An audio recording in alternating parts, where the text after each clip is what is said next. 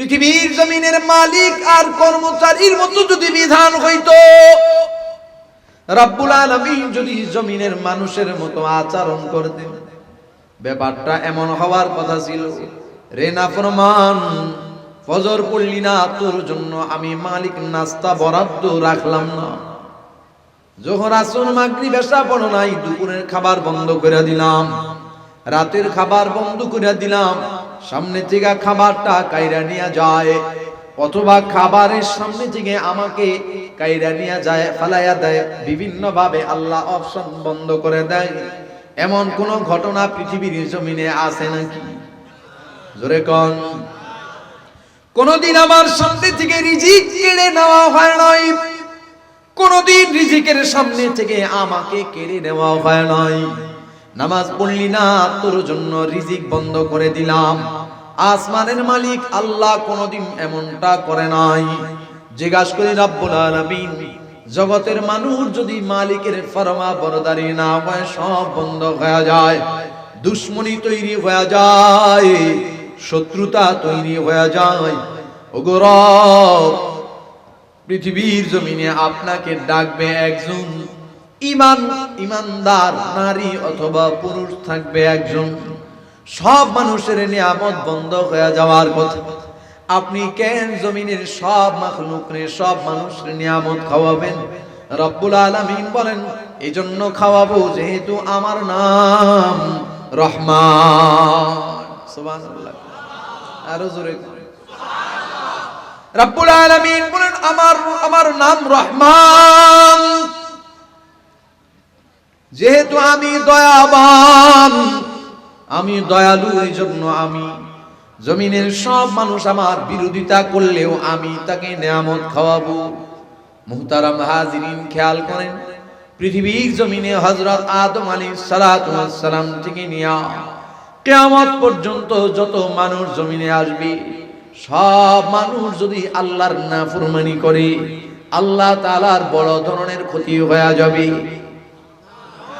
আপনাদের আওয়াজ শুনে বোঝা যায় তো তাই, হ্যাঁ, আল্লাহর ক্ষতি হবে, আল্লাহর কোনো নুকসানিয়াত নাই।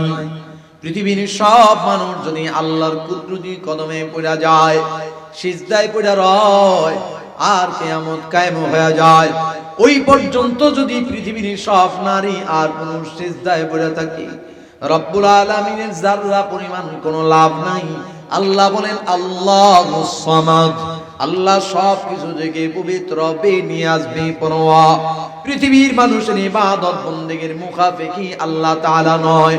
আবার পৃথিবীর মানুষ যদি ইবাদত কইরা ফেলায় তো আল্লাহর কোনো লাভ হবে, বিষয়টা তাও না। মুহতারাম হাজিরিন, জিজ্ঞাসা করি রব্বুল আলামিন, আপনি যে রহমান, আপনার কুদরতি অন্তরে বান্দার প্রতি কি পরিমাণ দয়া, কি পরিমাণ দয়া থাকলে পরে যেই টেবিলের মধ্যে, যেই রুমের মধ্যে, যেই সমাবেশের মধ্যে, যে জনসমাবেশের মধ্যে, গণসমাবেশের মধ্যে, যেই পার্লামেন্টে, যেই রুমে, যেই ঘরে, যেই সভা সেমিনারে আপনার নাফরমানি করা হয়, আপনার বিরুদ্ধে আঙ্গুল তুলা কথা কয়, নেতারা আপনার বিরুদ্ধে আইন বানায়, আপনার ঈমান, ইসলাম, দেশ, মানবতার বিরুদ্ধে আইন রচনা করে, কি রকম সবর আর কি রকম দয়া কলিজার মধ্যে থাকলে পরে এই ধরনের নাফরমানি কুদরতি চোখ দিয়া তাকায়া দেখার পরেও আপনি তাদেরকে ধ্বংস করেন না? কি পরিমাণ দয়া, কি পরিমাণ মায়া আপনার কুদরতি অন্তরে। রব্বুল আলামিন বলেন, জমিনের মানুষ, আমার কুদরতি অন্তরে কি পরিমাণ দয়া, আমার কুদরতি অন্তরে কি পরিমাণ মায়া, এটা বুঝার জন্য যতটুকু ইলম দরকার, যতটুকু আকল দরকার, যতটুকু সেন্স দরকার, আমি রব তোমার মস্তিষ্কের মধ্যে অতটুকু ইলম ফিট করে দেই নাই। আল্লাহু আকবার বলেন। মুহতারাম হাজিরিন, রব্বে কাবার কুদরতি অন্তরে বান্দার প্রতি কি পরিমাণ দয়া, আল্লাহর কুদরতি অন্তরে বান্দার প্রতি কি পরিমাণ মায়া, এটা বোঝার জন্য ইলম আল্লাহ দেয় নাই। এটা বুঝার জন্য আকল আল্লাহ দেয় নাই। তবে মুফাসসিরিন হযরতগণ সহজে বুঝার জন্য একটা ব্যাখ্যা পেশ করেছেন, বলবো নাকি? উদাহরণ পেশ করেছেন, এটাই সত্য ধরে নেওয়া যাবে না। কারণ প্রথম নাম্বার বুঝে নেন, আল্লাহর কুদরতি অন্তরে কি পরিমাণ দয়া, এটা বোঝার জন্য ইলম আমাদের মাথায় নেই। উদাহরণ পেশ করেছেন উলামায়ে কেরাম, এতটুকু বুঝার জন্য রব্বুল আলামিন জমিনবাসীকে কেমন মায়া করেন, দয়া করেন। মুহতারাম হাজিরিন, খেয়াল করেন, আল্লাহ তাআলা দয়া মায়া এটা আল্লাহর বানানো একটা মাখলুক। এটা কে বানাইছে? জোরে বলেন, আরো জোরে বলেন। আল্লাহ বানাইছেন। উদাহরণ, দয়া মায়ার একটা সাগর। এই সাগরটাকে আল্লাহ তাআলার সামনে টেনে রাখছেন, 100টা ভাগ করেছেন, 99 ভাগ দয়া মায়া আল্লাহর কুদরতি সিনার মধ্যে ঢুকায়া নিছেন। বাকি রয়েছে কয় ভাগ?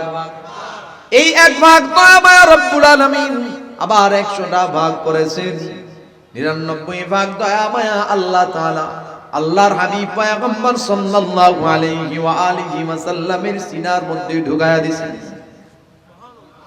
বাকি রয়েছে কয় ভাগ? এই 1 ভাগ দয়া মায়া तमाम नदी, तमाम नबी, तमाम रसूल, तमाम नबी, तमाम रसूल, तमाम আউলিয়া, तमाम মানুষ, तमाम মাখলুকের কলিজার মধ্যে আল্লাহ তাআলা বন্টন করে দিয়েছেন। খেয়াল করেন, 100 ভাগের মধ্যে 1 ভাগ, ওই 1 ভাগের আবার 100 ভাগ, ওই 100 ভাগের মধ্যে 99 ভাগ বাদ দেয়া রইল 1 ভাগ। ওই 1 ভাগ দয়া মায়া तमाम নবী, तमाम রসুল, तमाम আউলিয়া, तमाम মানুষ, तमाम মাখলুকের মধ্যে আল্লাহ বন্টন করে দিয়েছেন। ওই হিসাবে আমি আপনি কি পরিমাণ দয়া পাইলাম, আমি আপনি কি পরিমাণ মায়া পাইলাম, আমার আপনার কলিজার মধ্যে কি পরিমাণ দয়া, কি পরিমাণ মায়া, খালি চোখে দেখার তো কোনো প্রশ্নই নাই। অনুবীক্ষণ যন্ত্র দিয়া, ডিজিটালাইজড মেশিন দিয়া পরীক্ষা কইরাও তালাশ কইরা পাওন যাইব না।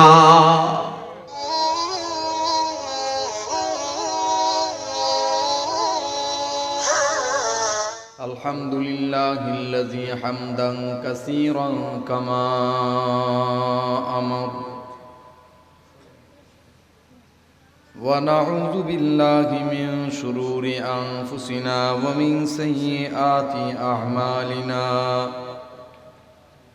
মান ইয়াহদিল্লাহু ফালা মুদিল্লা লাহু ওয়া মান ইউদ্লিলহু ফালা হাদিয়া লাহু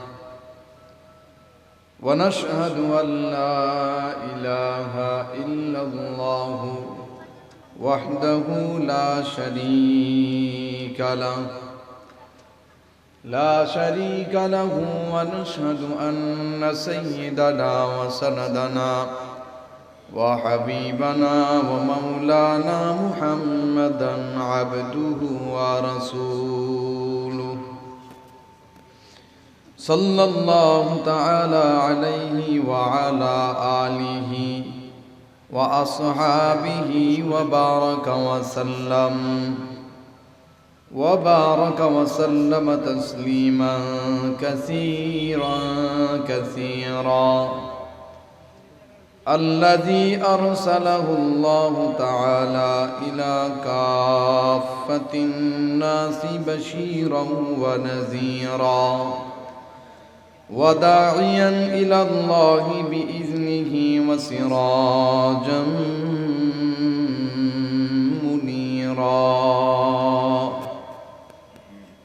أما بعد فأعوذ بالله من الشيطان الرجيم بسم الله الرحمن الرحيم يا أيها الذين آمنوا اتقوا الله ولتنظر نفس ما قدمت لغد واتقوا الله إن الله خبير بما تعملون وعن أبي ذر جندب بن جنادة وأبي عبد الرحمن معاذ بن جبل رضي الله عنهما عن رسول الله صلى الله عليه وآله وسلم قال اتق الله حيثما كنت وأتبع السيئة الحسنة تمحها وخالق الناس بخلق حسن أو كما قال عليه الصلاة والسلام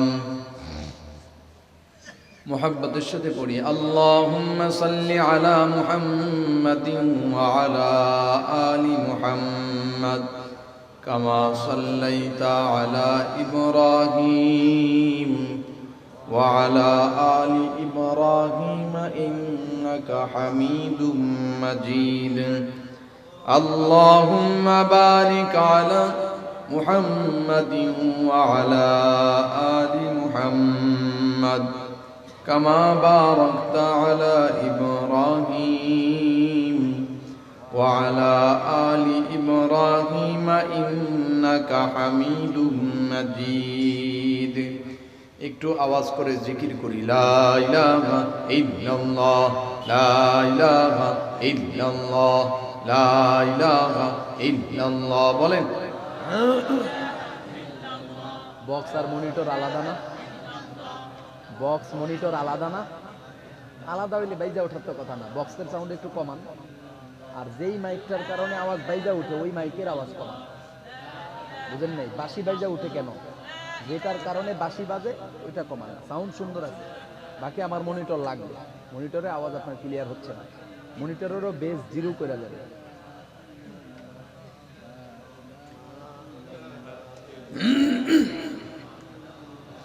লা ইলাহা ইল্লাল্লাহ লা ইলাহা ইল্লাল্লাহ লা ইলাহা ইল্লাল্লাহ বলেন।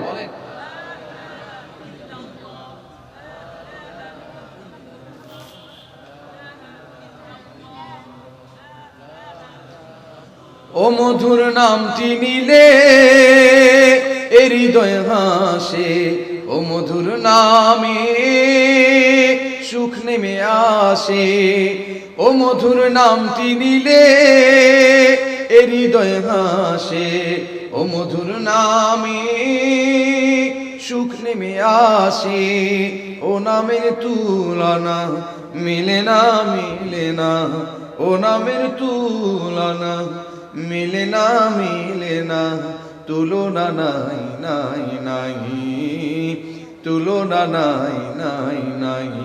এসো না আল্লাহর নামে গান গাই, এসো না মন প্রাণ জুড়াই, এসো না মন প্রাণ জুড়াই। যে নামে ইব্রাহিমের আগুন হলো পানি, ডাকার মতো ডাকলে আজও সাড়া দিবেন তিনি, ও ভাই সাড়া দিবেন তিনি। যে নামে ইব্রাহিমের আগুন হলো পানি, ডাকার মতো ডাকলে আজও সাড়া দিবেন তিনি, ও ভাই সাড়া দিবেন তিনি। ও মধুর নামে মিটে হতাশার জ্বালা, গলেতে পরাও ও নামের মালা, ও মধুর নামে মিটে হতাশার জ্বালা, গলেতে পরাও ও নামের মালা, ও নামের তুলনা মিলে না মিলে না, ও নামের তুলনা মিলে না মিলে না, তুলনা নাই নাই নাই, তুলনা নাই নাই নাই। এসো না আল্লাহর নামে গান গাই, এসো না মন প্রাণ জুড়াই, এসো না মন প্রাণ জুড়াই। বলেন মোহাব্বতে লা ইলাহা ইল্লাল্লাহ লা ইলাহা ইল্লাল্লাহ।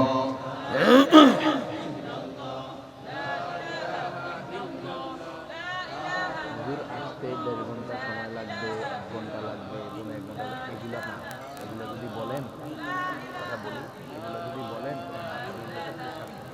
এই যদি আসলো, এই যদি আসলো, এই আসলো না, এরকম বয়ান হয় না। ফজরের পরে গাড়িতে বসছি এ পর্যন্ত অত্যন্ত মেন্টালিটি ক্রাইসিসে বসতেছি। সুতরাং আমি 8:30টায় বসছি, 9:30, 9:30, আমি 9:30 থেকে আমি 9:30 পর্যন্ত বয়ান করবো ইনশাআল্লাহ। আপনি 9:30 নিয়ে আসবেন, ঠিক আছে? ব্যাস। কঠিন জাতি দেখা যায়। আপনারা মাঠে আছেন, আসেনি থাকলে কেউ দিয়ে কথা কয় না। মাঠে আছেন 3 জনে, আপনারা আছেন মাঠে, জিন্দা না মরা? দুঃখজনক বিষয়। বললাম যে একটু জিকির করে আসেন, এইভাবে বসে আছেন। আমার থেকে ক্লান্ত কেউ আছেন এখানে? আমি ফজরের নামাজের পরে, ফজর পরে গাড়িতে উঠছি, এখানে আসছি 8:45টার সময়। ফজরের পরে গাড়িতে বসছি, এখানে আসছি রাত্র 8:45টার সময়। আমার থেকে বেশি দূর সফর করে আসছেন এরকম কে আছেন? হাত উঠান। তাহলে আমার থেকে বড় মরা এখানে নাই। আমি এত বড় মরা হওয়ার পরে আমার যদি কথা বলতে হয় এভাবে, আর আপনারা যদি আরো বেশি মরা হন, এটা অত্যন্ত দুঃখজনক। কথা বলার পরিবেশ নাই মাঠে। মাঠে মানুষ আছেন আপনারা, কিন্তু মরা। আমি তো এই মাঠের নতুন আলোচক না। আমি কি এই মাঠের নতুন আলোচক?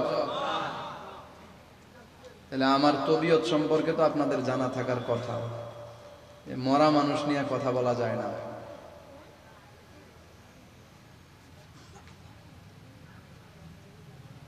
একটু পরিবেশ করে দিতে হয় কথা বলার। এখানে একদম একদম ছোট যারা, এদেরকে একদম পিছনে দিয়ে দেন। আর বুঝমান যে তাহলে বলে এলাম, আপনারা সামনে আসেন। এই পাশা ঠেললে পিছনে গেলে হবে না, টোটাল উঠে যেতে হবে, টোটাল উঠে যেতে হবে এখানে, একদম পিছনে, একদম। আসেন, কিছু বুঝের তলে বলে এলাম, আসেন এখানে আমার এই যে কাছে যারা বুঝেন ভালো। মাশাআল্লাহ, এই যে কাকা চলে আসছে। আর কিছু যুবক মানুষ আসেন এখানে, যুবক মানুষ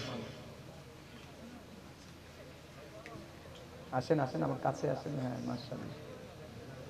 আপনারা জিন্দা না মরা? কারা কারা জিন্দা? 2 হাত উঠান তো উপরে। নারায়ে তাকবীর। দরকার নাই, নামান নামান। মহিলা প্যান্ডেল আছে? কি দিলেন? মহিলা প্যান্ডেলও দিলেন না যে ওখানে গিয়ে আওয়াজ করুন, কারণ এরা তো আওয়াজ শুনবো না। আজকে মহিলা প্যান্ডেলে আওয়াজ করতাম। জিন্দা মানুষের আওয়াজ বলে এমন না। আবার হাত উঠান। নারায়ে তাকবীর। আল্লাহু আকবার। কোরআন সুন্নাহর আলো, আজকের মাহফিল। নারায়ে তাকবীর। আল্লাহু আকবার। আলহামদুলিল্লাহ। হাত নামান। শীত লাগে না গরম লাগে? দূর মিয়া, জজবা না, বাস্তবতা কি ওটা কোন? শীত না গরম? শীত যদি লাগে তো শরীর কি চায়? গরম চায়। গরম লাগবে কেমনে? বসলে, লেগে লেগে বসলে। জানি, বুঝি যে গরম লাগবে একটু লেগে লেগে বসলে, কিন্তু নফসের গোলামি ছাড়া যাবে না। শয়তানার নফসের গোলামি ছাড়া যাবে না। শরীর গরম চায়, এটাও জানি যে 10 জনে লাইগা বসলে গরম লাগবে, কিন্তু নফসের গোলামি ছাড়া যাবে না। একটু লেগে লেগে বসেন। এখানে বসতে হলে কোনো কথা বলা যাবে না, একদম নাড়াচাড়া বন্ধ। হ্যাঁ, একটু লেগে লেগে বসেন। একটা জবানও ফাঁকা থাকবে না, বন্ধ থাকবে না। প্রত্যেকটা জবান খুইলা মুহাব্বতে লা ইলাহা ইল্লাল্লাহ, লা ইলাহা ইল্লাল্লাহ, লা ইলাহা ইল্লাল্লাহ বলেন।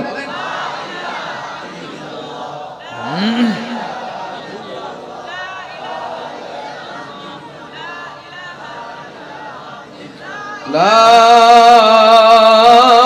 ইলাহা ইল্লাল্লাহু মুহাম্মাদুর রাসূলুল্লাহ সাল্লাল্লাহু আলাইহি ওয়া আলিহি ওয়া সাল্লাম। আলহামদুলিল্লাহ, আমরা চরপাড়া বাদামতলবাসী যুব সমাজের ব্যবস্থাপনায় আয়োজিত তাফসীরুল কোরআন মাহফিল। উপস্থিত হযরত উলামায়ে কেরাম, বয়ান পেশ করেছেন উলামায়ে কেরাম, এছাড়াও বয়ান করবেন আমাদের আহলুস সুন্নাহ ওয়াল জামাতের অন্যতম মুনাজির মুখপাত্র হযরত মাওলানা মুফতি রিজাউল করিম আবরার হাফিজাহুল্লাহ, শাইখ মোহাম্মদ জামাল উদ্দিন হাফিজাহুল্লাহ সহ অন্যান্য উলামায়ে কেরাম। আবরার ভাই ফোন দিছিল আমার।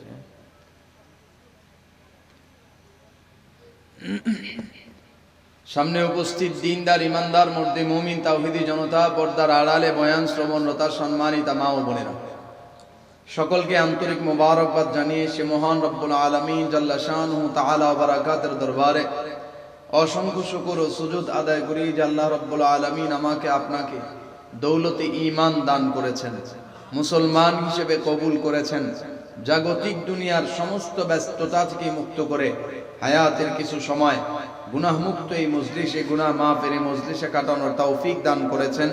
সে মহান রব্বুল আলামিনের শাহী দরবারে দিল থেকে জবান খুলে সকলের সমস্যারে শুকর গুজার করি আলহামদুলিল্লাহ। আওয়াজ অনেক সুন্দর, কিন্তু চিনচিন বাইজা উঠতেছে, কমান, যেটা কমাইলে চিনচিন বন্ধ হবে ওটা কমান। মুহতারাম হাজিরিন, আসলে বিষয় হলো আপনারা তো বাৎসরিক একটা মাহফিলের আয়োজন করেন, আর আমাদের প্রতিনিয়ত দৌড়াইতে হয়, এজন্য শরীরটা একটু অসুস্থ। এর উপরে আবার টানা জার্নিতে শরীর মানে বাংলা হিসাব তেনা তেনা হয়ে গেছে, ঘুম নাই, বিশ্রাম নাই, যার কারণে কথা বলা বর্তমানের জন্য মানে দিন যত সামনে আগাচ্ছে বেশি বেশি দুর্বল হয়ে যাচ্ছে। তো দোয়া চাই আপনাদের কাছে, আল্লাহ তাআলা এরকম দিনের আলোচক যারা মাঠে ময়দানে কাজ করেন, বয়ান করেন, প্রত্যেককেই সিহহাত ও আফিয়াতের জিন্দেগি দান করেন। কালামে হাকিম থেকে সূরা হাশরের 18 নম্বর আয়াতে কারিমা এবং নবীজি আলাইহিস সালাতু ওয়াস সালামের অসংখ্য মোবারক হাদিস থেকে সহিহ সনদে বর্ণিত একখানা হাদিস তেলাওয়াত করেছি। আল্লাহ রাব্বুল আলামিনের দরবারে তৌফিক কামনা করি, আপনাদের কাছে দোয়া চাই তিলাওয়াতকৃত আয়াত এবং মোবারক হাদিস অনুযায়ী অল্প সময়ের মধ্যে এমন কিছু কথা আল্লাহ তাআলা আমি না খান্দা নালায়েকের নাপাক জবানে বের করে দেন, যে কথাগুলো সর্বপ্রথম আমার অতঃপর আপনাদের সকলের আমলি জিন্দেগিতে কাজে লাগবে। আল্লাহুম্মা আমিন। মাঠে ওলামায়ে কেরাম আছেন, ইমাম সাহেব আছেন, মাদ্রাসার উস্তাদ আছেন, এমন আমি তো চিনি না, একটু স্টেজে চলে আসেন। স্টেজে থাকলে কথায় জোর পাওয়া যায়, যে কথা সত্য বলতেছি না মিথ্যা বলতেছি, একটা জোর পাওয়া যায়। এই জন্য ওলামায়ে কেরাম স্টেজে চলে আসেন। আপনাদের ডানে বামে যারা চিনেন আপনারা একটু মেহেরবানি করে স্টেজে পাঠিয়ে দিবেন, কোনো ইমাম সাহেব, খতিব সাহেব, মাদ্রাসার উস্তাদ যদি মাঠে থাকেন। খেয়াল করেন, তাকান আমার দিকে। আল্লাহ বলেন বিসমিল্লাহির রহমানির রহিম, ইয়া আইয়ুহাল্লাযীনা আমানুত্তাকুল্লাহ ওয়াল তানজুর নাফসুম মা কদ্দামাত লিগাদ ওয়াত্তাকুল্লাহ ইন্নাল্লাহা খাবীরুম বিমা তা'মালুন। এই জমিনের ইমানদার নারী আর পুরুষ, আল্লাহকে ভয় করো এবং খুব শীঘ্রই তোমার জীবনে এমন একটা দিন আসবে যে দিনের শুরুটা এই জমিনের এই অবস্থান এই জায়গা থেকে শুরু হলেও এর পরিধি, এর দৈর্ঘ্য প্রস্থ কত লম্বা হবে, কত প্রশস্ত হবে এটা কারো জানা নাই। ওই রকম একটা অন্তহীন গন্তব্যে তোমরা রওনা করবা। অন্তহীন সেই গন্তব্যের সামানা তোমরা সংগ্রহ করেছো কিনা, কতটুকু করেছ, এই বিষয়ে তোমরা নিজের থেকে নিজেরা চিন্তা ভাবনা করো, গবেষণা করো। এরপরে আল্লাহ আবারও বললেন ওয়াত্তাকুল্লাহ, আল্লাহকে ভয় করো, ইন্নাল্লাহা খাবীরুম বিমা তা'মালুন, নিশ্চয়ই আমরা যা কিছু করি আর না করি, প্রকাশ্য অপ্রকাশ্য সব কিছু সম্পর্কে খবর রাখেন কে? আমাদের দৃষ্টিতে এমন কথা বলার দরকার ছিল, আমাদের দৃষ্টিতে ইমানদার আল্লাহকে ভয় করবে কেন? বেদিন, বেঈমান, কাফের, মুশরিক যারা, তারা আল্লাহকে ভয় করার কথা, আমরা তো আল্লাহকে ভয় করার কথা না। আমাদের দৃষ্টিতে বক্তব্যটা এরকম হওয়ার কথা ছিল। কি বলেন? কথা কয় না, কথা বুঝেন? একটু জবাব দেন, যে সামনে যারা আছেন ভাই বেরাদার, আপনারা তো আমরা একই জায়গার, আপনি আমার দুঃখ না বুঝলে কেমন হইব? কথা কন আমার সাথে, কথা কন। বেদিন বেঈমান কাফের মুশরিকরা আল্লাহকে ভয় পাওয়ার কথা, আল্লাহ তাআলা তাদের কথা উল্লেখ না কইরে আল্লাহ বলতেছেন, এই ঈমানদার তুমি আল্লাহকে ভয় করো। পৃথিবীর মধ্যে মানুষ দুই ভাগ, কয় ভাগ? এক হলো ঈমানদার, আরেক ভাগ বেঈমান। যদি ঈমানি হালতে মৃত্যু হয়, দৌলতের হেদায়েতের দৌলত যদি নসিব হয় তো আল্লাহ চাহে তো জান্নাতি, আর যদি হেদায়েত ছাড়া কপালে হেদায়েত নাই, কুফর অবস্থায় শিরক অবস্থায় মারা গেছে তো চির জাহান্নামী। তো আল্লাহ তাদের কথা উল্লেখ করলেন না, আমার কথা কেন উল্লেখ করলেন? জবাবটা খেয়াল করেন। আমার মহল্লায়, আমার এলাকায় এমন কিছু লোক আছে যারা চাঁদাবাজির সাথে জড়িত, দাগাবাজি, দুর্নীতি, চুরি, চোট্টামি, ডাকাতি, বাটপারি, খুন খারাপি, জুলুম নির্যাতন করা, মানুষকে ঠেঙানো, অন্যায় অপরাধ এমন কোন জায়গা নাই যেখানে তারা জড়িত নয়। তো সমাজের নম্র ভদ্র শ্রেণী যারা কেচাল ভেজাল পছন্দ করে না, এই মানুষগুলো তা করে দেখলে ভয় পায়, দূরত্ব বজায় রেখা চলে। কথা কয় না কেন? বলে আমি চিনি, এই জন্য আমি তাকে ভয় করি। যে কোনো মুহূর্তে তার আমার মান সম্মান আছে, তার তো নাই। চোর চোট্টা দাগাবাজ বদমাস, হাল জামানার রাজনীতি তো এটাই। যেটা যত বড় দাগাবাজ, চোর চোট্টা ডাকাত, মানুষরে যে যত বেশি জুলুম করতে পারে, ঠেঙাইতে পারে, ও তত বড় নেতা। সমাজের রাজনীতি মানেই এটা। বাকি আমাদের সমাজে ওলামায়ে উম্মত যারা এদেশে ইসলাম, দেশ ও মানবতার প্রেম বুকে নিয়ে কাজ করেন, অরিজিনাল রাজনীতি হয়েছে তাদেরটা। এখন এই দাগাবাজরে আমি চিনি, এই জন্য ভয় করি। আপনি চিনেন না এই জন্য, কথা কয় না, চিনি না এই জন্য ভয় করি না। আবার সমাজের নম্র ভদ্র আখলাকওয়ালা আদর্শবান মানুষ, এই যে চরপাড়া বাদামতলবাসী মানে যুব সমাজ, কুফার শিরিকের মধ্যে মানুষ লিপ্ত হয়ে গেছে, আর কোনো ঈমানদার নাই। একজন মাত্র ঈমানদার বেঁচে আছে। ওই একজন ঈমানদারের মায়া মমতা ভালোবাসার কারণে আল্লাহ তাআলা ওই ঈমানদারকে এত দামি বানাইছেন, এত দামি বানাইছেন, তার দামি, তার মুহাব্বতে জমিনের সব মানুষ কুফর শিরকে লিপ্ত হওয়া সত্ত্বেও আল্লাহ তাআলা সব মানুষের নিয়ামত খাওয়াবেন। মুহতারাম হাজিরিন, হায়াতে জিন্দেগির এই দুনিয়া, আমাদের মাঝে একটা নিজাম হলো, কর্মচারী যদি মালিকের ফরমাবরদারি না হয়, মালিকের কথাবার্তা যদি না শুনি, অনুসরণ না করে, বেতন বন্ধ হয়ে যায়, বোনাস বন্ধ হয়ে যায়, চাকরি বাতিল হয়ে যায়। কথা জোরে বলেন ঠিক না বেঠিক? পৃথিবীর জমিনের নিজাম, মালিকের অনুগত না হলে বেতন বন্ধ হয়ে যায়, চাকরি বাতিল হয়ে যায়, বোনাস বন্ধ হয়ে যায়। রব্বুল আলামিন এমন এক মালিক, এমন এক রব, আমি আর আপনি সেই মালিকের এমন এক গোলাম, এমন এক কর্মচারী। দিন যায় রাত্র যায়, রাত্র যায় দিন আসে, দিন যায় রাত্র আসে, ফজরের আজান হয়ে যায়, কোন দিন ফজরের নামাজ পড়ার জন্য মসজিদে হাজির হই নাই, এমন মুসলমান মুসল্লি আছে না নাই? জোহরের আজান হয়ে যায়, জোহরের নামাজের ধার ধানিও না, আসর মাগরিব এশা হয়ে যায়, মসজিদে না, না ঘরে, না মসজিদে, না কোথাও নামাজ পড়লাম না। কিন্তু সকাল বেলা নাস্তার টেবিলে রব্বুল আলামিন কত নামি দামি খাবার সাজায়া দিছে। জোহর পড়ি নাই, দুপুর বেলা খাবারের টেবিলে নামি দামি খাবার হাজির। আসর মাগরিব এশা পড়ি নাই, বিকাল বেলা নাস্তার টেবিলে নাস্তা, আবার রাত্রি বেলা নামি দামি খাবার। পৃথিবীর জমিনের মালিক আর কর্মচারীর মতো যদি বিধান হইতো, রব্বুল আলামিন যদি জমিনের মানুষের মতো আচরণ করতেন, ব্যাপারটা এমন হওয়ার কথা ছিল, রে নাফরমান ফজর পড়লি না, তোর জন্য আমি মালিক নাস্তা বরাদ্দ রাখলাম না। যখন আসর মাগরিব এশা পড়ো নাই, দুপুরের খাবার বন্ধ করে দিলাম, রাতের খাবার বন্ধ করে দিলাম, সামনে থেকে খাবারটা কাইরা নিয়ে যায়, অথবা খাবারের সামনে থেকে আমাকে কাইরা নিয়ে যায়, ফালাইয়া দেয়, বিভিন্ন ভাবে আল্লাহ অপশন বন্ধ করে দেয়। এমন কোন ঘটনা পৃথিবীর জমিনে আছে নাকি? জোরে কোন।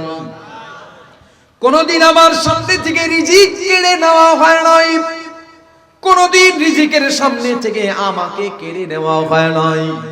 নামাজ পড়লি না, তোর জন্য রিজিক বন্ধ করে দিলাম। আসমানের মালিক আল্লাহ কোনদিন এমনটা করে নাই। জিজ্ঞাসা করি রব্বুল আলামিন, জগতের মানুষ যদি মালিকের ফরমা বরদারি না হয়, সব বন্ধ হয়ে যায়, দুশ্মনী তৈরি হয়ে যায়, শত্রুতা তৈরি হয়ে যায়। ওগো রব, পৃথিবীর জমিনে আপনাকে ডাকবে একজন ইমানদার নারী অথবা পুরুষ থাকবে একজন, সব মানুষের নিয়ামত বন্ধ হয়ে যাওয়ার কথা। আপনি কেন জমিনের সব মাখলুকরে, সব মানুষের নিয়ামত খাওয়াবেন? রব্বুল আলামিন বলেন, এজন্য খাওয়াবো যেহেতু আমার নাম রহমান। সুবহানাল্লাহ, আরো জোরে। রব্বুল আলামিন বলেন, আমার নাম রহমান, যেহেতু আমি দয়াবান, আমি দয়ালু, এই জন্য আমি জমিনের সব মানুষ আমার বিরোধিতা করলেও আমি তাকে নিয়ামত খাওয়াবো। মুহতারাম হাজিরিন, খেয়াল করেন, পৃথিবীর জমিনে হযরত আদম আলাইহিস সালাতু ওয়াস সালাম থেকে নিয়ে কিয়ামত পর্যন্ত যত মানুষ জমিনে আসবে, সব মানুষ যদি আল্লাহর নাফরমানি করে, আল্লাহ তাআলার বড় ধরনের ক্ষতি হয়ে যাবে। আপনাদের আওয়াজ শুনে বোঝা যায় তো তাই। হ্যাঁ, আল্লাহর ক্ষতি হবে, আল্লাহর কোনো নুকসানিয়াত নাই। পৃথিবীর সব মানুষ যদি আল্লাহর কুদরতি কদমে পড়া যায়, সিজদায় পড়া রয়, আর কিয়ামত কায়েম হয়ে যায়, ওই পর্যন্ত যদি পৃথিবীর সব নারী আর পুরুষ সিজদায় পড়ে থাকে, রব্বুল আলামিনের যাররা পরিমাণ কোনো লাভ নাই। আল্লাহ বলেন, আল্লাহুস সামাদ, আল্লাহ সব কিছু থেকে পবিত্র, বেনিয়াজ, বেপরোয়া। পৃথিবীর মানুষের ইবাদত বন্দেগীর মুখাফেকি আল্লাহ তাআলা নয়। আবার পৃথিবীর মানুষ যদি ইবাদত কইরা ফেলায়, তো আল্লাহর কোনো লাভ হবে বিষয়টা তাও না। মুহতারাম হাজিরিন, জিজ্ঞাসা করি রব্বুল আলামিন, আপনি যে রহমান, আপনার কুদরতি অন্তরে বান্দার প্রতি কি পরিমাণ দয়া, কি পরিমাণ দয়া থাকলে পরে যেই টেবিলের মধ্যে, যেই রুমের মধ্যে, যেই সমাবেশের মধ্যে, যে জনসমাবেশের মধ্যে, গণসমাবেশের মধ্যে, যেই পার্লামেন্টে, যেই রুমে, যেই ঘরে, যেই সভা সেমিনারে আপনার নাফরমানি করা হয়, আপনার বিরুদ্ধে আঙ্গুল তুলা কথা কয়, নেতারা আপনার বিরুদ্ধে আইন বানায়, আপনার ঈমান, ইসলাম, দেশ, মানবতার বিরুদ্ধে আইন রচনা করে, কি রকম সবর আর কি রকম দয়া কলিজার মধ্যে থাকলে পরে এই ধরনের নাফরমানি কুদরতি চোখ দিয়া তাকায়া দেখার পরেও আপনি তাদেরকে ধ্বংস করেন না? কি পরিমাণ দয়া, কি পরিমাণ মায়া আপনার কুদরতি অন্তরে। রব্বুল আলামিন বলেন, জমিনের মানুষ, আমার কুদরতি অন্তরে কি পরিমাণ দয়া, আমার কুদরতি অন্তরে কি পরিমাণ মায়া। এটা বুঝার জন্য যতটুকু ইলম দরকার, যতটুকু আকল দরকার, যতটুকু সেন্স দরকার, আমি রব তোমার মস্তিষ্কের মধ্যে অতটুকু ইলম ফিট করে দেই নাই। আল্লাহু আকবার বলেন। মুহতারাম হাজিরিন, রব্বে কাবার কুদরতি অন্তরে বান্দার প্রতি কি পরিমাণ দয়া, আল্লাহর কুদরতি অন্তরে বান্দার প্রতি কি পরিমাণ মায়া, এটা বোঝার জন্য ইলম আল্লাহ দেয় নাই, এটা বুঝার জন্য আকল আল্লাহ দেয় নাই। তবে মুফাসসিরিন হযরতগণ সহজে বুঝার জন্য একটা ব্যাখ্যা পেশ করেছেন, বলবো নাকি? উদাহরণ পেশ করেছেন, এটাই সত্য ধরে নেওয়া যাবে না। কারণ প্রথম নাম্বার বুঝে নেন, আল্লাহর কুদরতি অন্তরে কি পরিমাণ দয়া, এটা বোঝার জন্য ইলম আমাদের মাথায় নেই। উদাহরণ পেশ করেছেন উলামায়ে কেরাম, এতটুকু বুঝার জন্য রব্বুল আলামিন জমিনবাসীকে কেমন মায়া করেন, দয়া করেন। মুহতারাম হাজিরিন, খেয়াল করেন, আল্লাহ তাআলা দয়া মায়া এটা আল্লাহর বানানো একটা মাখলুক। এটা কে বানাইছে? জোরে বলেন, আরো জোরে বলেন। আল্লাহ বানাইছেন। উদাহরণ, দয়া মায়ার একটা সাগর।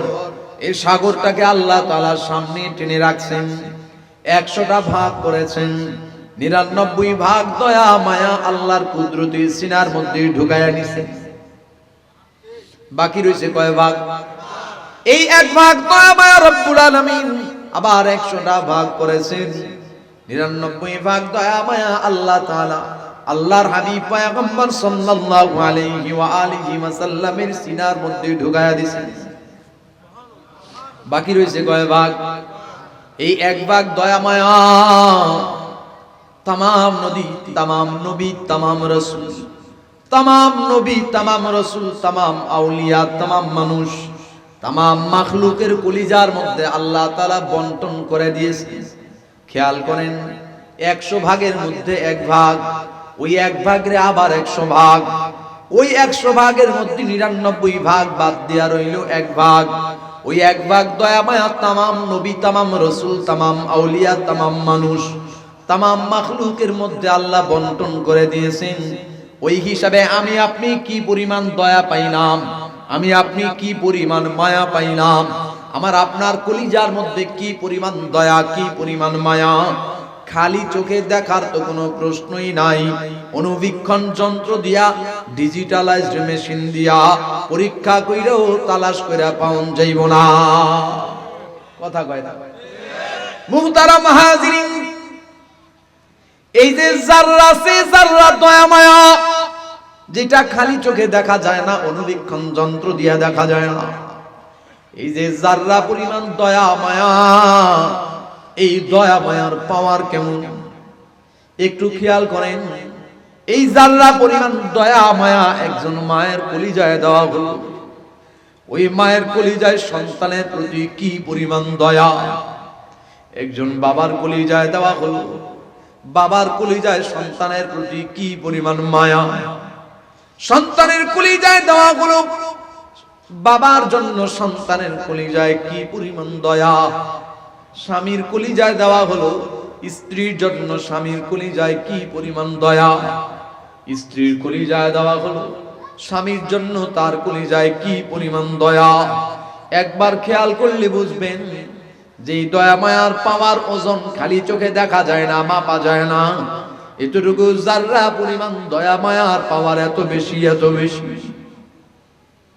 হাল জামানায় অনেক নজির দেখা যায়। আমি প্রায় সময় উদাহরণ দিয়া বলি, গত কয়েক বছর আগে, 2 বছর আগে সম্ভবত ঢাকার চক বাজারে আগুন লেগেছে। আমাদের বড় ভাই মুফাসসিরে কোরআন, মুফাসসিরে কোরআন আল্লামা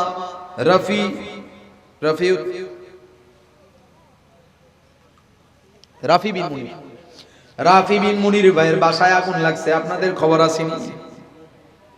4 তলায় বাসা, রাফি বিন মুনির ভাইয়ের বাসায় আগুন লাগছে। সব পুরা ছাই হয়ে গেছে। একজন কোরআন প্রেমী, কোরআনের মুফাসসির একটা লাইন ফেসবুকে লেখছে, হায় রে আমার শখের মুহাব্বতের কিতাবগুলা পুরা ছাই হয়ে যায়, ঘরের অন্য সব আসবাব পুরা যায়, আল্লাহর বান্দার কোনো খবর নাই। কিতাব পুরা যায়, আল্লাহর বান্দার কলিজা পুরা যায়। এই বাসাটার মধ্যে একটা রুমের মধ্যে একজন মা তার একটা দুধের সন্তান নিয়ে রুমের মধ্যে আটকায় গেছে, আবদ্ধ হয়ে গেছে। চারপাশ থেকে আগুন জ্বলেছে। আগুন যখন দরজা ভেদ করে রুমে ঢুকে যায়, মা তখন একবার ডান দিকে দৌড়ায়, একবার বাম দিকে দৌড়ায়। নিজের জন্য নয়, নিজের সন্তানটারে বাঁচানোর জন্য মা পেরেশান হয়ে যায়। শেষ পর্যন্ত উপায় না দেখে মা জানালাটা খুইলা সন্তানটারে এভাবে হাতের এই জায়গায় ধরে বাহিরে ঝুলাইয়া দিছে। নিচের দিকে ছেড়ে দিবে, নিচে যখন তাকায়া দেখছে এত তালা থেকে নিচে ছাইড়া দিবে। আগুন থেকে বাঁচানোর জন্য সন্তান নিচে ছাড়বো, কিন্তু সন্তানরে যদি এখান থেকে ফালায়া দেয় আরো বেশি কষ্ট পায়া সন্তান মারা যাবে। এজন্য মা সন্তানটাকে ছেড়ে দেয় নাই। ডান হাত দিয়া মা সন্তানটারে জানালার বাইরে এভাবে ঝুলায় রাখছে। সারা দুনিয়ার সংবাদ ছড়ায় গেছে, টেলিভিশনে দেখাইছে, পত্র পত্রিকায় ছবি আসছে। মায়ের শরীরে আগুন লেগে যায়, কাপড়ে আগুন লেগে যায়, মা ছটফট করতে থাকে, বাম হাতে আগুন ছাড়ানোর চেষ্টা করেন।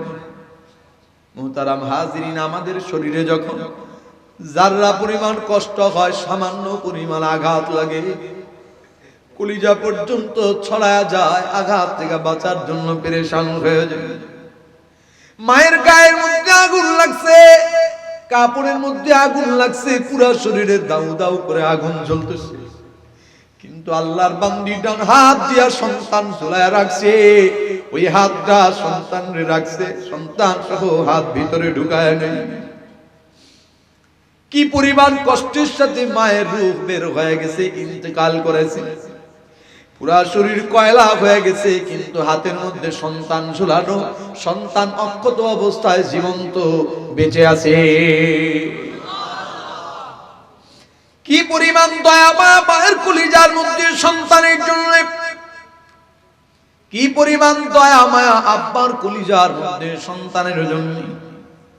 যাররা যে দয়া মায়া সারা দুনিয়ার মানুষের মাঝে বন্টন করা হয়েছে, ওই দয়া মায়ার পাওয়ার যদি এমন হয়, রব্বুল আলামিনের কুদরতি অন্তরে বান্দার প্রতি কি পরিমাণ দয়া।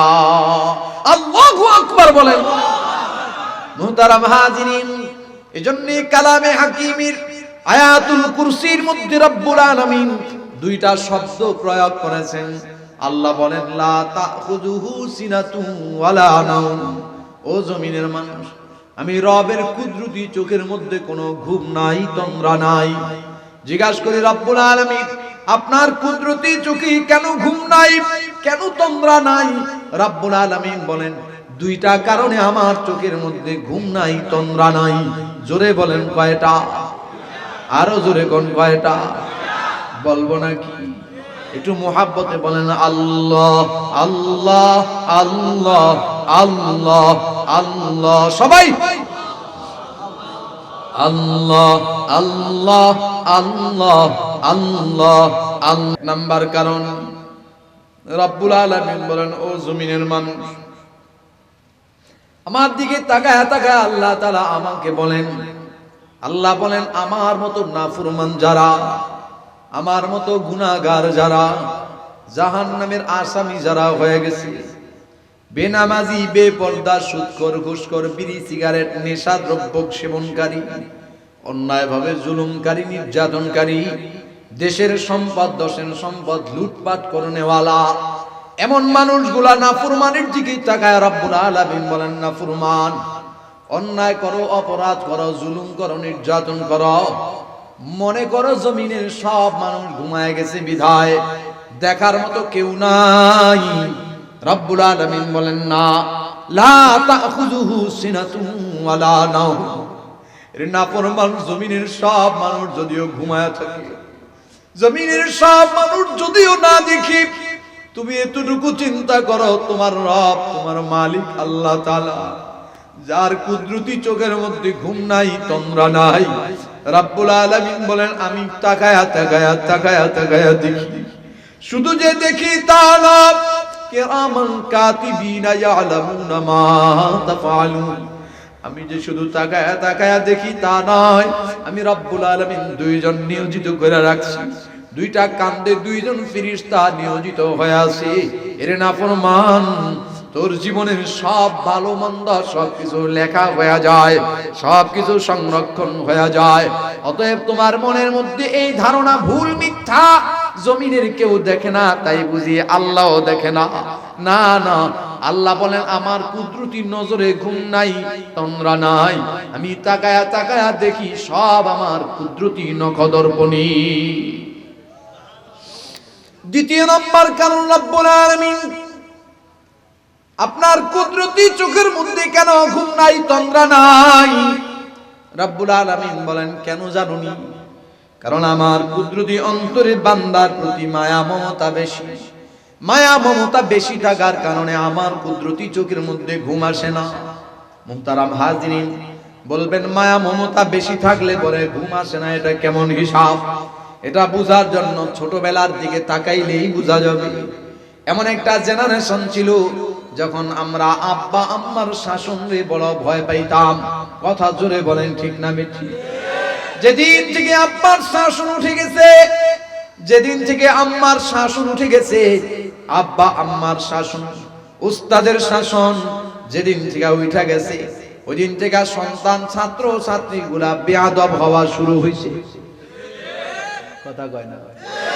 মুহতারাম হাজিরিন, এই যে আব্বার শাসন, আব্বার শাসনের একটা অপশন মনে মনে খেয়াল করেন। যারা যারা আব্বার শাসনে ভয় পাইছিলেন, যে জামানায় আব্বার শাসনে ভয় পাইতাম, আব্বার অন্যায় কি বলে নিজে একটা অন্যায় করেছি, আব্বার শাসন করেছি, মন খারাপ করে আব্বা একদিকে আমি আরেকদিকে, আম্মা তাড়াতাড়ি আইসা আব্বার পায়ের কাছে ফেলাই দিছে, ক্ষমা চাও। ক্ষমা চাইলাম, আব্বা ক্ষমা করে দিছি। এমন ঘটনা আছে না নাই? একবার দুইবার তিনবার অন্যায় করেছি, ক্ষমা করেছে। চূড়ান্ত একটা অন্যায় এমন হয়েছে, আব্বা চিন্তা করেছেন এখন যদি থেরাপিটা কড়াকড়ি না হয় তো সন্তান অমানুষ হয়ে যাবে। এই জন্য আব্বা একটা কড়া শাসন দিলেন, ঘর থেকে বের করে দিলেন, চলে যাও, ঘরের মধ্যে তোমার থাকার জায়গা নাই। আম্মাকে ডেকে বলেছেন তুমি যদি ওরে ঘরে ঢুকাও তো তোমার খাবার বন্ধ হয়ে যাবে। এমন একটা অবস্থানে, এমন একটা অপশনে সন্তান বের হয়ে গেছে। পাশের বাড়ির, পাশের মহল্লায়, পাশের এলাকায় বন্ধুর বাড়ি গিয়া সন্তান উঠেছে। সারাদিন বন্ধুর বাড়ি ছিল। যখন সন্ধ্যা হয়ে গেছে, বন্ধুর বাড়ির বন্ধুর মা বাবা বলে তুমি তোমার বাড়ি চলে যাও, রাত্র হয়ে গেছে, গরিবী হালত, বাইরের মানুষ ঘরে রাখার মতো অবস্থা নাই, জায়গা নেই।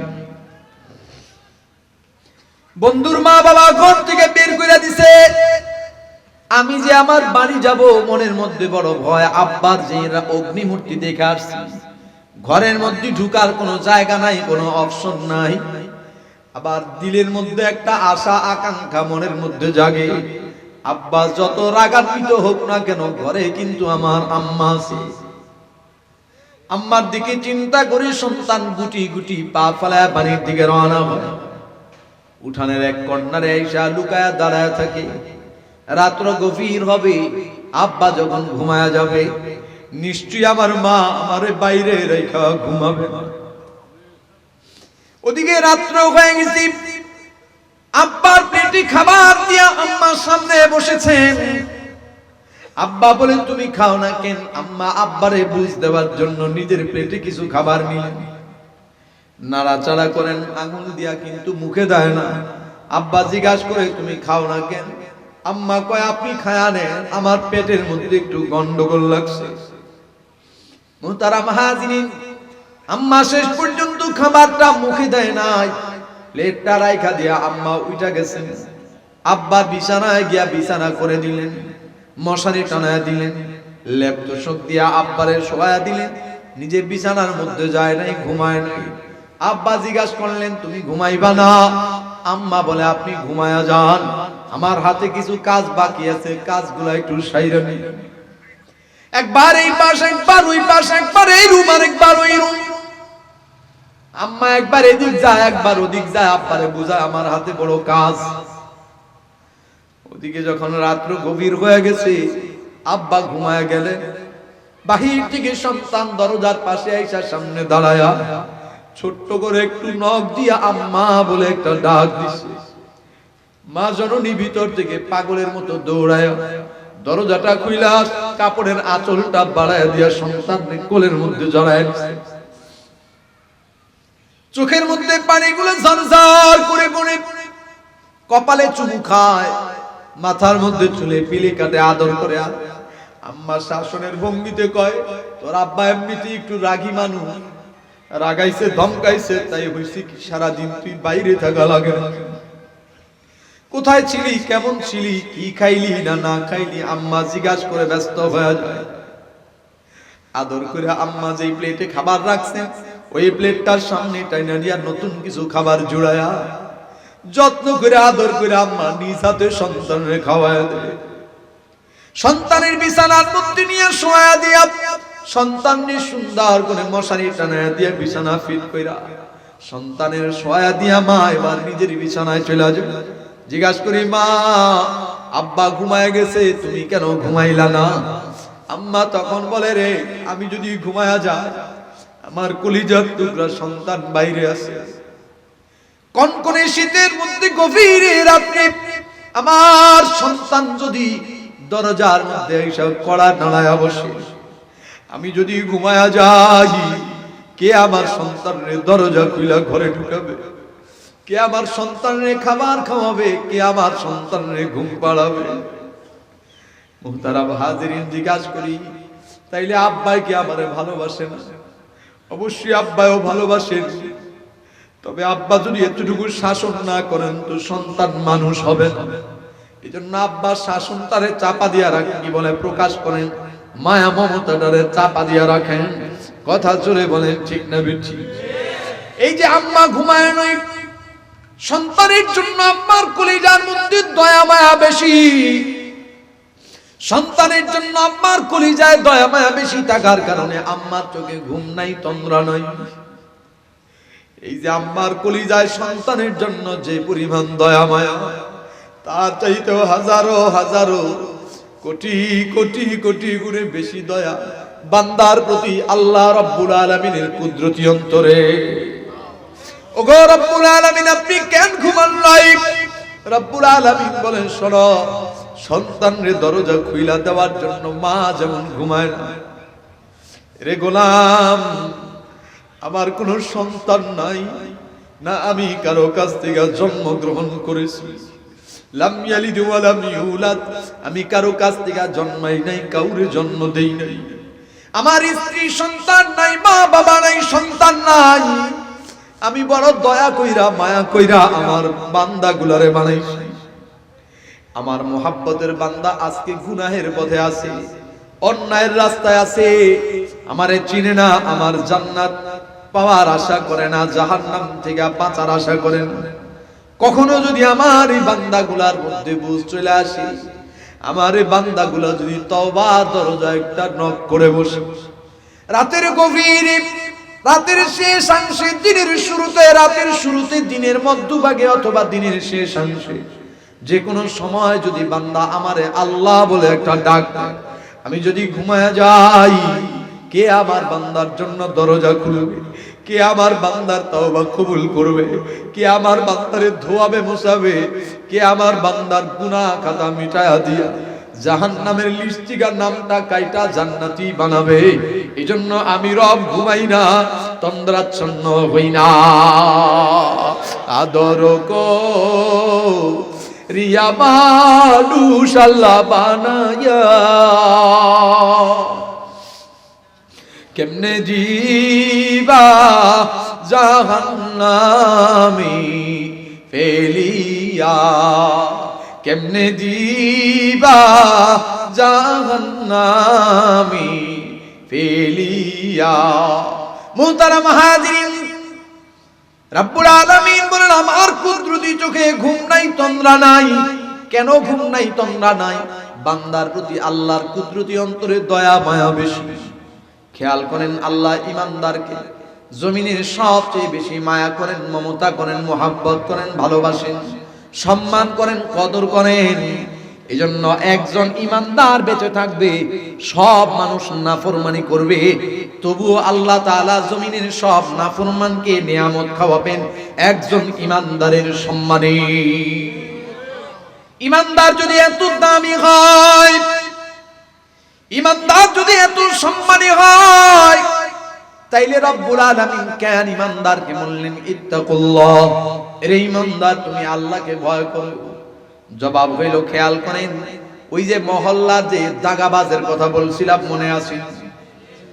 চোর চোট্টা দাগাবাজ বদমাশ মানুষ যাকে ভয় করে, ওই রকম ভয় নয়, বরং এই জায়গায় রব্বে কাবা বলেন, হাদিস শরীফে আল্লাহর নবী বলেন, আনতা আবুদাল্লাহা কাআন্নাকা তারা ফা ইন লাম তাকুন তারাহু ফা ইন্নাহু ইয়ারা।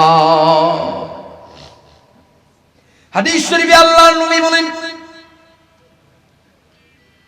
এমন ভাবে ইবাদত করবি, এমন ভাবে দুনিয়ার কাজ করবি, এমন ভাবে পরকালীন কাজ করবি, তোমার সামনে তোমার রব দাঁড়ানো, তুমি তোমার নিজ চোখ দিয়া তোমার মালিক রে দেখতেছো।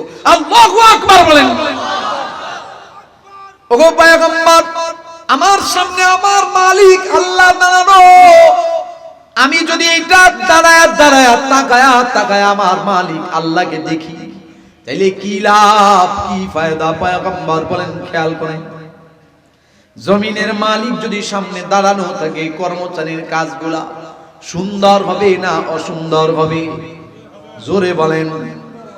2 নম্বরের সুযোগ নাই, চুরি বাটপারের সুযোগ নাই, কারণ সামনে মালিক দাঁড়ানো আছে।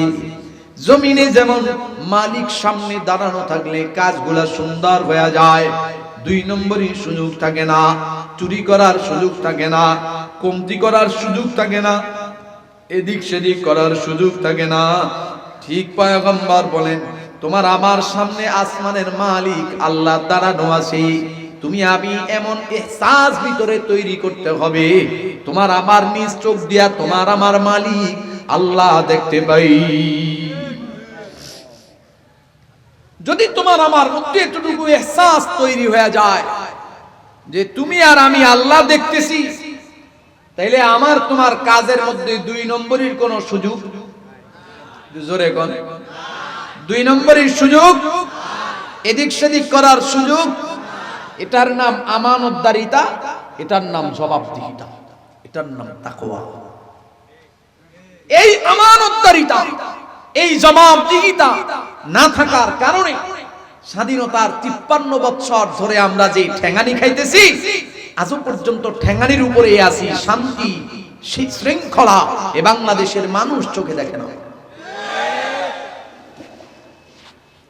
71-এ দেশকে মুক্ত করা হয়েছিল জুলুম থেকে, অন্যায় থেকে, অপরাধ থেকে, চাঁদাবাজি, লুণ্ঠন, ডাকাতি, খুন খারাপি, টেন্ডারবাজি, মজুদদারি, সব সময় গুরুত্বপূর্ণ সময়ে ফসলগুলারে জমা রাখা, ক্রাইসিস দেখায়া একটা অপশনে আইসা আলু কিনো 200 টাকায় কেজি, 100 টাকায় আলু কেজি, আলুর কেজি 120 টাকা, 100 টাকা।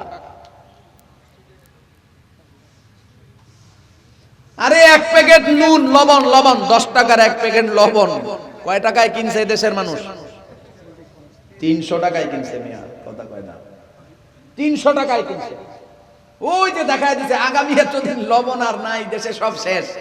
কাঁচায় কুচে মানুষ লবণের দোকানে সিরিয়াল ধরছে, শেষ পর্যন্ত 100, 200, 250, 300 টাকা পর্যন্ত গেছে। কথা কয় না, মিছা কথা কইতেছি। 71-এ যুদ্ধ করছেন আমার আব্বা, ভাতাখোর মুক্তিযোদ্ধা মনে করেন না। 24-এ আইসা নতুন মুক্তিযুদ্ধে যুদ্ধ করছি আমরা। এদেশের মানুষকে অন্যায় থেকে, জুলুম থেকে, নির্যাতন নিপীড়ন থেকে কি বলে বাঁচানোর জন্য এদেশের মানুষ আর জুলুমের শিকার হবে না, অন্যায়ের শিকার হবে না। এদেশের মানুষের মাথায় কাঁঠাল ভেঙে আর কেউ খেতে পারবে না, এরকম একটা অবস্থান অপশন তৈরি করার জন্য আমরা যুদ্ধ করছি। কিন্তু দুঃখজনক বিষয় হলো এই আমানতদারিতা, এই জবাবদিহিতা না থাকার কারণে বিগত 53 বছর যেরকম আমরা শান্তির ন্যূনতম কিছুই দেখি নাই, আগামীতেও ওই রকমই অপশন আমাদের নজরে আসতেছে। চিন্তা করেন, একটা ছাত্র নেতার বাসা থেকে, ওই যে ক্যাসিনো সম্রাটদেরকে যখন ধরা হয়েছিল, একটা ছাত্র নেতার বাসা থেকে 2500 কোটি টাকা, 4000 কোটি টাকা, এদেশের মানুষের ঘাম ঝরানো, রক্ত পানি করা টাকা একটা ছাত্র নেতার বাসা থেকে উদ্ধার হয়, তাইলে ওই ছাত্র তার নেতা যে তার নেতা, তার নেতা যে তার নেতা, এইভাবে গিয়া রাঘব বোয়াল যারা, তাদের ঘরে, তাদের ব্যাংকে, তাদের বিদেশে কি পরিমাণ টাকা হিসাব করুন যায়। কয় টাকায় 4000 কোটি টাকা হয়? কি নাই? আমার উদ্ধারিতা নাই, জবাবদিহিতা নাই। কে কার কাছে জবাব দিবে? আমি তো আমি। এই জায়গায় এমনি এমনি বসছি, এই জায়গায় বসছি মানে এখন এই দেশটা আমার, এইরকম আমার আমার ভাবতে ভাবতে 53 বছর।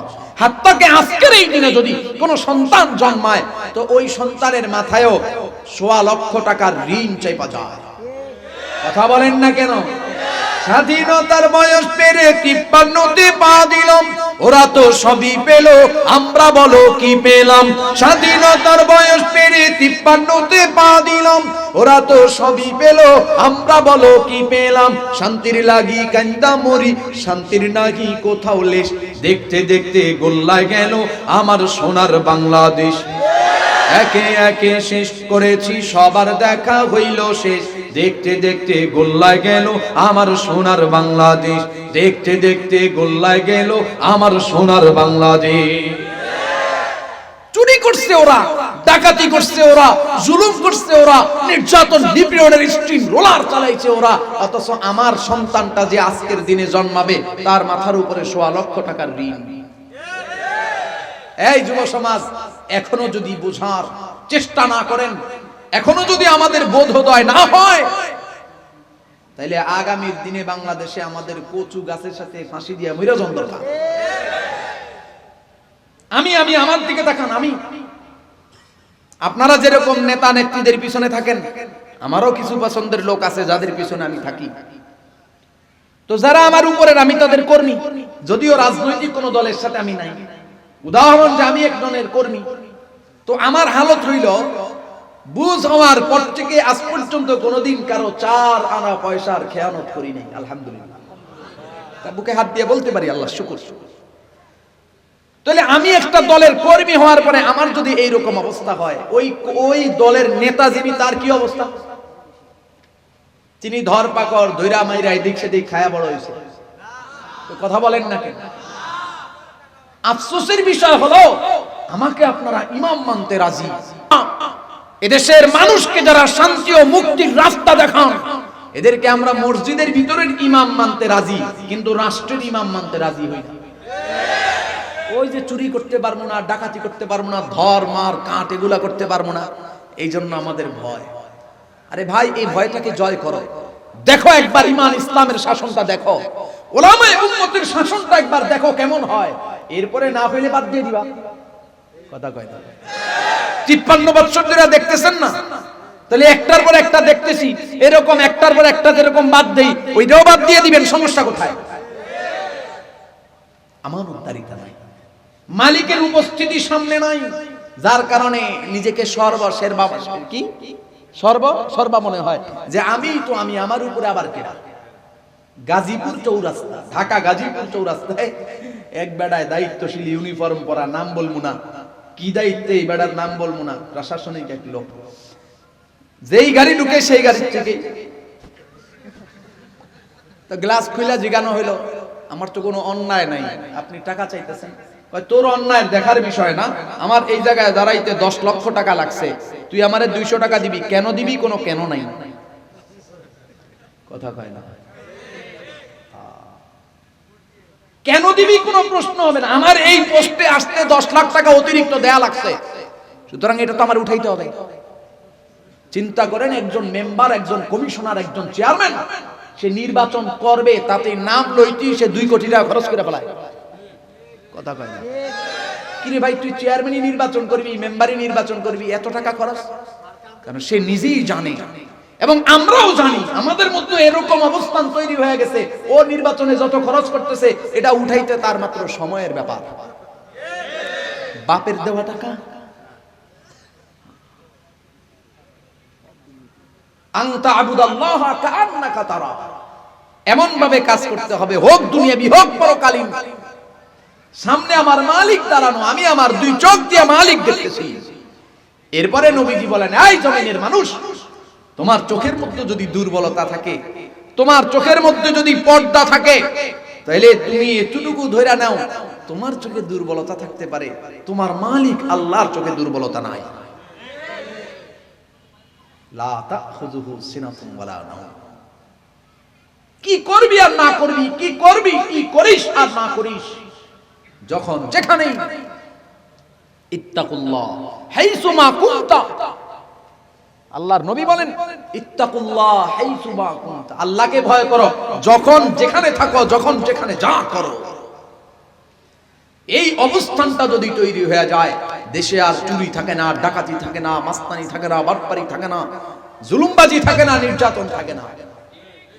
আর এই কাজটাই ওলামায়ে কেরাম করেন, মানুষের মধ্যে যেন তাকওয়া চলে আসে, মানুষের মধ্যে যেন আল্লাহর ভয় চলে আসে। মুহতারাম হাজিরিন, এবার রব্বে কাবা বললেন তাকওয়া অবলম্বন করো। ইমানদারের মানা হলো আল্লাহ তাআলার উপস্থিতি সামনে ধরে নাও। জমিনের মালিকের উপস্থিতি সামনে থাকলে পরে যেমন জমিনের কর্মচারীর কাজগুলো সুন্দর হয়ে যায়, ঠিক তেমনি ভাবে আমার সামনে যদি আমার মালিক উপস্থিত থাকে, তাইলে আমার কাজগুলা সুন্দর হয়ে যাবে। প্রশ্ন হলো, আমার কাজ সুন্দর হবে, আমার কাজ অসুন্দর হবে, এটাতে রব্বুল আলামিনের কি আসে যায়? জবাব খেয়াল করেন। জমিনে আমি যাকে মোহাব্বত করি, আমি যাকে ভালোবাসি, আমার ভালোবাসার মানুষটার কাজগুলা সুন্দর হয়ে যাক, এটা আমি কামনা করি কিনা? জোরে কোন। আমার ভালোবাসার মানুষটা যদি সুন্দর কাজ করে, তা দেখে দেখে তার প্রতি আমার মায়া মমতা ভালোবাসা বাইরা যায়। ঠিক তেমনি ভাবে রব্বুল আলামিন বলেন, রে গোলাম, তোমার কাজগুলা সুন্দর বানায় নাও, এতে কি হবে জানো? আমি তোমাকে মায়া করি, ভালোবাসি। আমার ভালোবাসার বান্দারা যখন কাজগুলা সুন্দর বানাবি, আমার কুদরতি অন্তরে বান্দা বান্দির প্রতি মোহাব্বত আরো বাইরা যায়। শিশুকালে মায়ের দুধে বাঁচাও খোদা প্রাণ, মায়ের স্নেহে বেড়ে উঠি তোমার অবদান। বন্ধু হয় ভালোবাসা, বন্ধু হয়, বন্ধু হয় ভালোবাসা ছড়াও জগৎময়।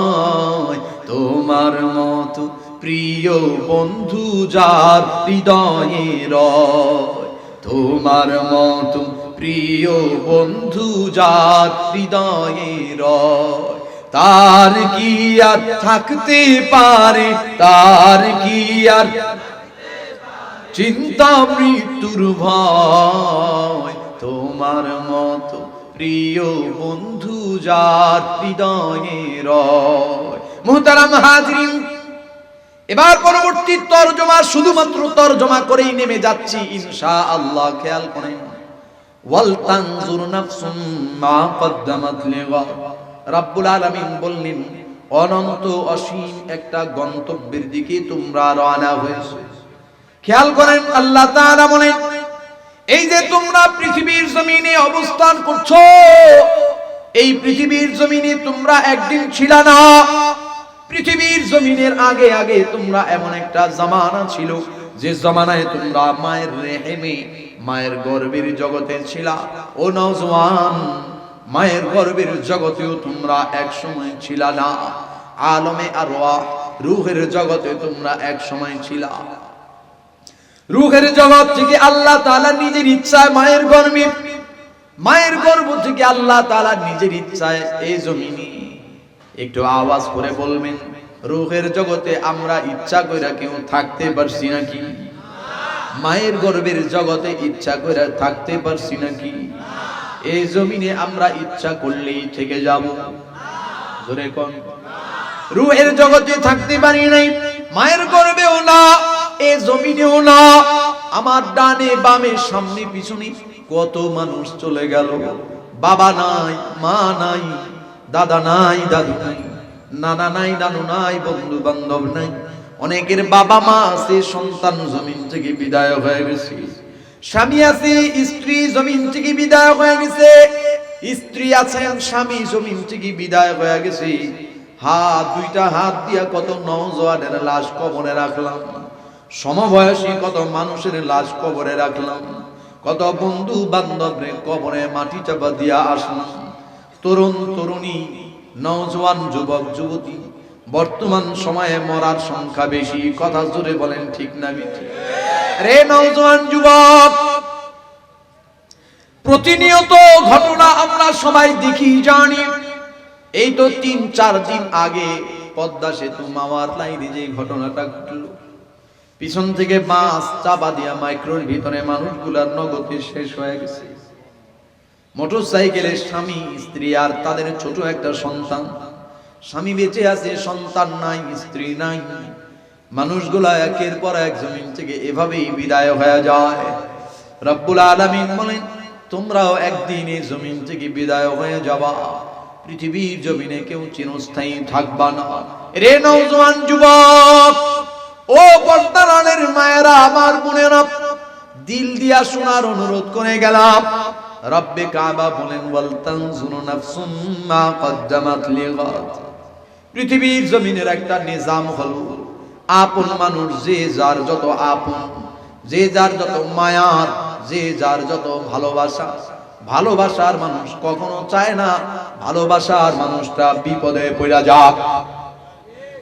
আব্বা চায় না সন্তান বিপদে পড়ে যাক, আম্মা চায় না সন্তান বিপদে পড়ে যাক, বন্ধু চায় না বন্ধু বিপদে পড়ে যাক, ভাই চায় না বোন, বোন চায় না ভাই বিপদে পড়ে যাক, স্বামী চায় না স্ত্রী, স্ত্রী চায় না স্বামী বিপদে পড়ে যাক। ভালোবাসার মানুষ কেউ চায় না পছন্দের মানুষটা বিপদে পড়ে যাক। রব্বুল আলামিন বলেন, এই জমিনে আমি তোমাকে বলো ভালোবাসি, মায়া করি, মোহাব্বত করি। রে ইমানদার, এজন্য আমি রব চাই না কবরের জিন্দেগি যে তোমার শুরু হবে, ওই কবরের জিন্দেগি, তুমি ওই কবরের জিন্দেগিতে তুমি বিপদে পড়ে যাও, এটা আমি রব চাই না। আমি চাই না মরণের মামলায় তুমি বিপদে পড়ে যাও, আমি চাই না হাসরের মামলায় বিপদে পড়ে যাও, আমি চাই না মিজানুল সিরাতের গোড়ার মধ্যে বিপদে পড়ে যাও। এজন্য আল্লাহ তাআলা বলেন, হিতাকাঙ্ক্ষী হিসাবে, দয়া মায়ার মালিক হিসাবে, দয়া মায়ার গোলামের প্রতি অর্ডার হয়, সতর্ক করার জন্য সতর্ক করে দেওয়া হয়। এরে মুহাব্বতের গোলাম, এমন কোন কাজ করবি না যে কাজ দিয়া মরণের মামলায় ধরা পড়ে যাও। এমন কোন কাজ করবি না কবরের মামলায় ধরা খেয়ে যাও, এমন কোন কাজ করবি না হাসরের মামলায়, মিজানুল সিরাতের মামলায় ধরা খায়া যাও। এজন্য রব্বুল আলামিন বলেন, ওয়াল তানজুর নাফসুম মা কদ্দামাত লিগাদ।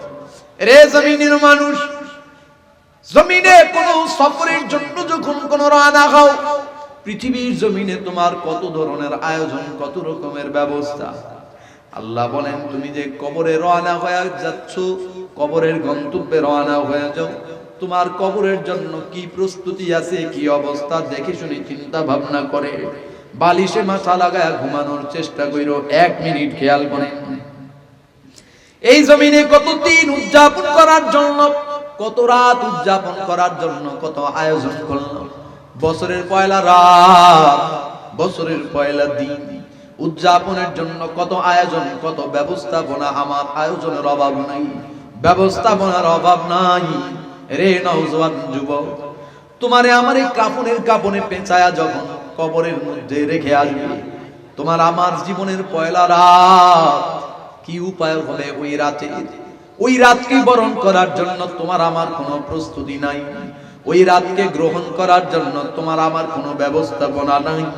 অতএব চিন্তা ভাবনা করে, চিন্তা ভাবনা করে, চিন্তা ভাবনা করে বালিশে মাথা লাগায়া ঘুমায়ো। এ কথাই রব্বুল আলামিন বলেন, ওয়াল তানজুর নাফসুম মা কদ্দামাত লিগাদ ওয়াত্তাকুল্লাহা ইন্নাল্লাহা খাবীরুম বিমা তা'মালুন। আল্লাহ রাব্বুল আলামিন আমাকে আমল করার তৌফিক দান করেন, সবাইকে আমল করার তৌফিক দান করেন। মা আলাইনা ইল্লাল বালাগ। ওয়াসসালামু আলাইকুম ওয়া রাহমাতুল্লাহি ওয়া বারাকাতুহু।